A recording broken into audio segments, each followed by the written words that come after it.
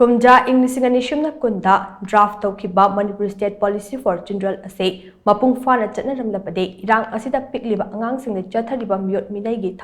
Hantharamgani HAINA Manipur Commission for Protection of Child Rights MCPCR CHAIRPERSON KEISHAM PRADIPKUMAR PHONGDORAKLI Manipur Thokliba Irang Asida Masagi Chahi Taraganipan Sudriba Angang Shing Hatpa Yauna Khud Tharakpagi Matang Tangasi North Awasida Leba MCPCR Officer Pangtokpa Paugi Mifam Amada MCPCR Chairperson KEISHAM PRADIPKUMAR Hai Langi Matamda Fauba Kulai Paidaba Nupi Amadi Angang Shing Ngak Sengadabani Haiba Law Laibani Law Asi Laina Manipurgi Irang Asida Angang Shing Da Tamthiba Meeot Chathariba Asi Awangba Thakta Condemn Tawi Chathariba District Pikliba Angang Yauna Micham Taruk Tamthina Hatkiba Aduga Mari Lainana Commission Asina Su Moto Case Ama Lakhatle Tha Asigi Tang Taraga Mathoida Kuki Kulai Paiba Sina Chathariba District Taki Micham Taruk Phakre Haibagi Pau Ama Hek Fangbaga Makoi Tekta Kaidana Tharokpada Mating Pangnaba Haukiba Tang Taraga Humdoida National Commission for Women's NCW National Commission for Protection of Child Rights NCPCR Manipuri DGP Security Advisor Chief Secretary Yauna Chathariba DC Amadi SP da Commission gi Maikaidagi Appeal Tokhe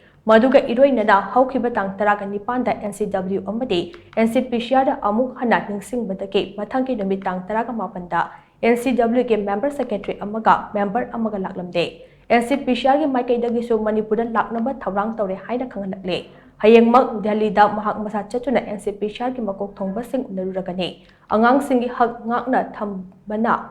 Ahanba Khongthang Oigadaba Matam Asida MLA Paulinan Haukipna Micham Taruk Hatkiba Ado Kuke Kulai Paiba Tara CRPF na Hatkibagi Laman Company Haina Phongdokiba Ado Laibak Thibani Irang Asi Fur Masagi Marakta Napak Tanaduna Thokpa Maramna Commission gi Maikaidagi Su Chathok Chasin Tawbada Khudong Chadaba Kaya Mayoknadaba Nate Pumnamak Sing Asi Oiduna Su Commission gi Maikaidagi Angamba Thakta Honagani Haina KEISHAM PRADIPKUMAR Makhatana Phongdokhe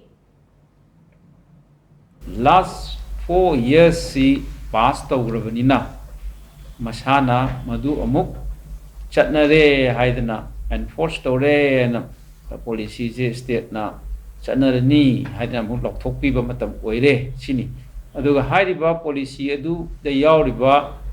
magi basis objective strategy punamakse conflict situation da based tawbana manipur gi hojik thoiba angang singna thengnariba awaba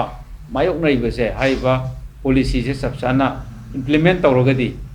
phana yamna mitigate tawwa reduce tawwa amadi deal tawuda yamna khudong chagani madu yam thuna lauthokpiu aduga miyamna su commission gi mapangan oigadaba policy je hojibo kaidorige madu lauthokba matam oire haiba kholaw si pibiu na haijabani